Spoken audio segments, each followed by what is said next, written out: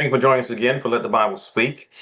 We've been conducting these short messages throughout the course of the week, messages designed to help you in your study of God's Word. We provide all types of services as far as trying to study God's Word. And so if you're interested in Bible materials, if you would like a Bible study, you can call that number on the screen, 843-553-5157. And we will follow up with you. Let us know what you are in need of. That would be a help to you in studying God's Word. When you call that number, it goes to our Dial a Bible Study, which is a pre-recorded message that runs through the week. We change it daily, and it's designed also to help you in your study of God's Word.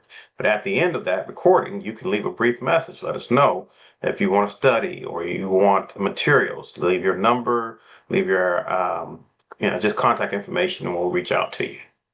We continue with our study that we've sort of been walking through all week, coming from Galatians, the 5th chapter, Galatians chapter 5, specifically verses 19 following, where the Bible talks about the works of the flesh, and it's talking about these passions and desires that the flesh typically yearns for, and these would be sinful desires. And the message is real simple, that those who are seeking after God has to put these things off. We talked about a number of things in verse 19, sexual sins. We talked about hatred. We talked about just yesterday, outbursts of wrath or fits of rage. Anger really is another one of those things that a person has to put away. As we pick up the reading, Galatians 5, verse 20, he talks about dissension and heresy. And so that carries with it the idea of division. Sometimes people are divisive. And, but once they become a Christian, or as they are going through this process of changing, they have to put away that divisive attitude. It can't be people who engage in dissension or heresy, causing division. They can't be that type of person. And so the way to do that is to sort of look at the opposite of what Christians are called to.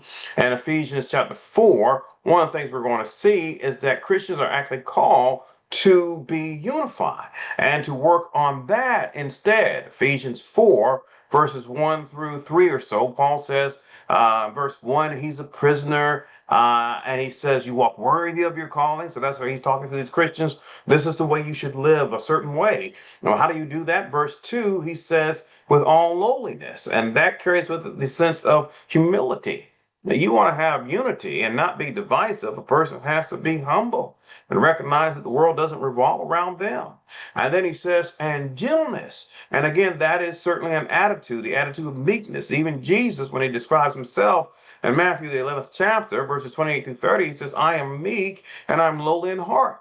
And here you have Paul saying to Christians, this is who you need to be. You walk worthy of your calling with all lowliness, humility, and gentleness. That's meekness. And then he says with long suffering, and that's the idea of being patient. Imagine a group of Christians trying to have all things in common and to be unified, but nobody's patient with one another. He goes on to say, bearing with one another in love. The idea of endure. You have to put up with some things. That's an attitude shift. You can't run to the place where you cause problems and you cause division among God's people. And sometimes when folks are trying to follow after Christ and make this change, this transformation in their life, they don't actually put off the flesh, the desire of the flesh. And so they cause more problems than they're supposed to. But if they were to put off the desires of the flesh, they would be striving for something specific.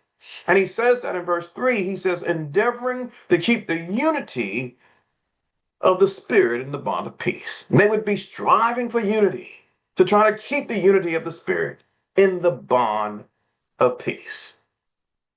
That's the kind of change, remarkable change, that God is looking for those who want to be his people.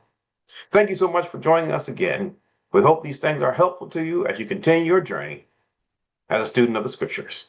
Join us again tomorrow.